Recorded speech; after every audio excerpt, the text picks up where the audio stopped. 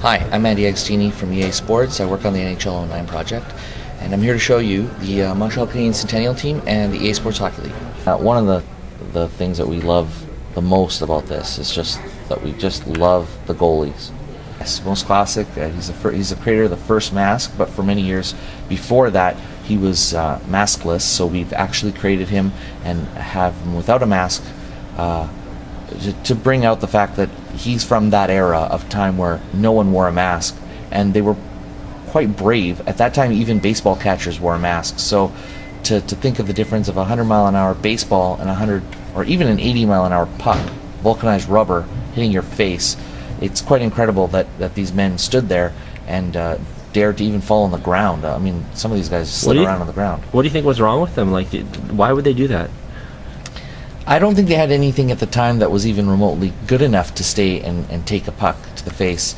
And I think him being the kind of the innovator going, well, if I do this, at least it'll, lessen the impact. It won't kill me. It won't kill me. And his coach did not like the idea of him wearing a mask. So he would wear it in practice, and his coach would just tell him to take it off because he thought that it would impede his eyesight for the puck.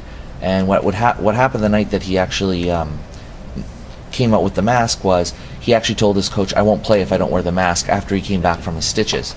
And his coach at that time said, well, there's no other backup, so I'm going to actually let him play. And he came out, he finished the game, won the game, and that was it. And then he wore it ever since? He never took it off because he just told the coach, I'm not going to take it off. So then other goalies started wearing it. It was kind of the first... It slowly started going through the league, and then as when he got to the St. Louis Blues, he wore a much more modern mask because it was starting to be like it was the late 60s, early 70s. And he played quite late into his career. Him and Glenn Halls were the goalies for the St. Louis teams that made it to the finals against Boston and a few other teams. So. Can you get a bit closer to his face? Like, does he have scars, or I guess it's hard to... No, actually the pictures that they gave us were usually very early in their career because they got a lot more... I think they got better pictures of the rookies than of the veterans, and it's probably because they told the rookies to stay there for pictures for like newspapers and stuff. It just looked more like that when we got our reference, and that's why a lot of the players look a little bit younger. But like I said, he's mainly from the 50s and 60s. So the first time ever we have a goalie without a mask. So I'll get to a stoppage, and then I will show you that. Okay, what happens when he gets hit in the face with the puck? Does he get stitches? Does he have stitches? He doesn't walk off and come out with the first ever mask. Oh, now that would be cool. Maybe for next year you can do that. We'll take a look into have like historical moments, and you have hit him in the face, and it's an achievement, and he comes out and invents the mask. It has been discussed. Okay. So we've been joking around about it, but it's something that we always kind of like we said, we like to be authentic to everything that we do in hockey. And well, it's about I have Patrick Waugh right now in the game, so I will show him off. Because he looks vintage too, as we have put him in a more retro look for Mr. Waugh. When he was less angry? I guess if you want to go in that direction, sure. When he was less angry. Oops, I'll go forward. This truly shows that this is not scripted in any way. And we have the rights to all the two masks that they wore. Right. So Patrick Waugh is actually wearing the proper Montreal Canadiens mask that he wore as a player.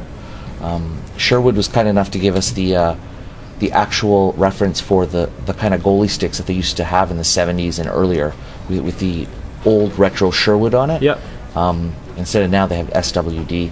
So it was kind of an effort made on our part to try and get everything as authentic as possible and bring out the flavor that this team is so legendary and they're old. These are great players that probably could have played in any era and succeeded. And that's what Montreal has done so well over the years, just generation after generation, a star.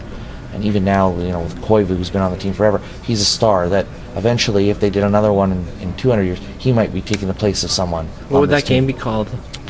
I don't know. We'll have to talk to marketing about that. 2109, there you go. I can't wait for that. So yes, it looks vintage. We got pictures from the Montreal Canadiens for the front end, and they're all retro pictures from the archives of the Montreal Canadiens. In those days, they didn't take the pictures that we have now that come from training camp every year, and they look, always looking at the camera, perfect angle.